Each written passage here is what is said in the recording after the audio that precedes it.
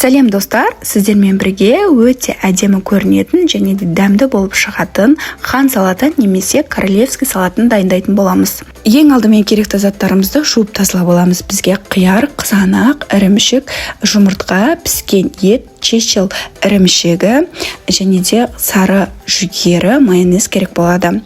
Тұздалған қиярды қоссаңыздар да, қоспасаңыздар да өз еріктеріңіз, мен қосатын боламын. Бірінші қиярымызды турап аламыз.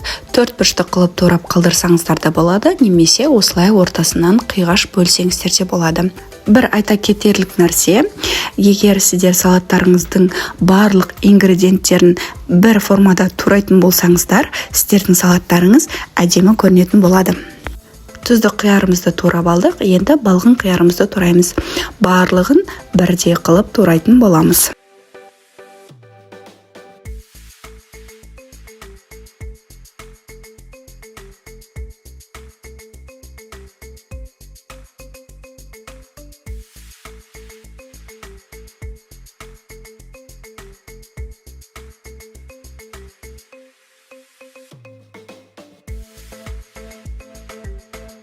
Қиярымызды да жұқа 3 бұрышты формада турап алып, ыдысымызға саламыз.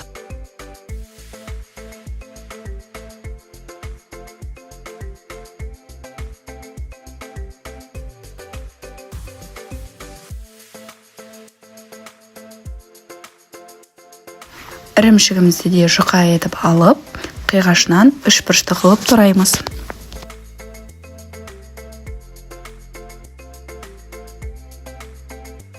Ірімшігімізді осылай жұқа етіп турап алғаннан кейін ыдысымызға саламыз.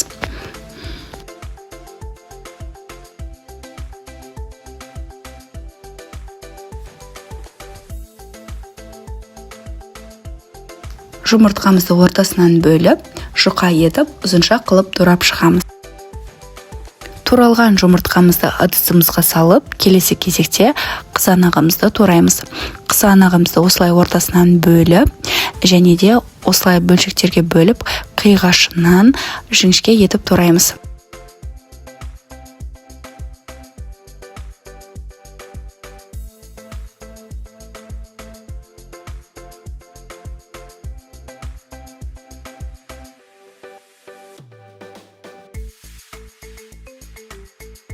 Видеода көргендеріңізде тураңыздар, сонда салаттарыңыз бір келгі әдемі болып шығады.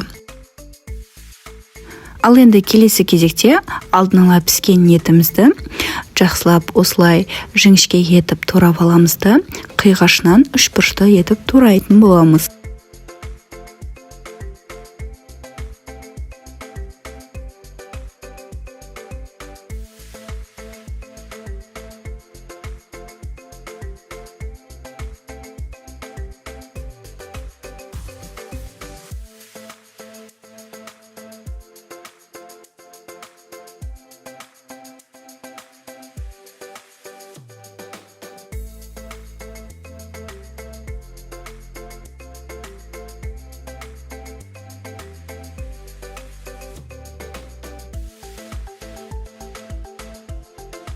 Барлық туралған ингредиенттерді бір ыдысқа салып, келесі кезекте чечил ірімшігіне кірісетін боламыз.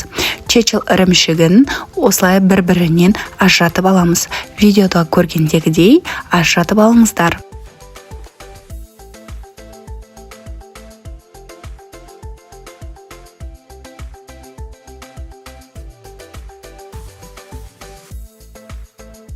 Осылай майда бөлшектерге ажыратып алған чечил ірімшігіміздің жарты бөлігін алып қоямыз әсемдік үшін. Жарты бөлігін осылай майдалап турап, салатымызға қосатын боламыз.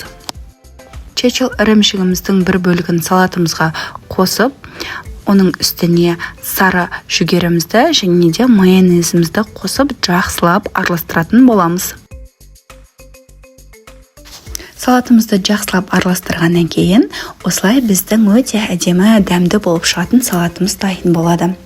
Енді кезекте салатымызды тарелкеге саламыз. Тарелкеге салат жапырақтарын орналастырамыз. Егер сізде салат жапырақтары болмаса, ештеңе етпейді. Бұл салат жапырақтары әсемдік үшін салат жапырақтарын орналастырып салатымызды саламыз.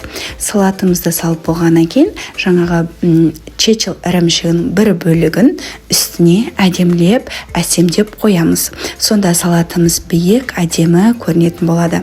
Дәмі де ерекше болады.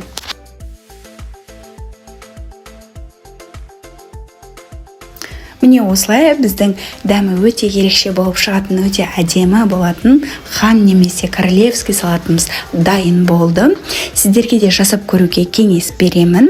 Сіздермен болған мен Назерке. Егер сіздерге видео ұнаса, лайк басып пікір қалдыруды ұмытпаңыздар. Каналыма тіркелмеген болсаңыздар, тіркеле кетіңіздер.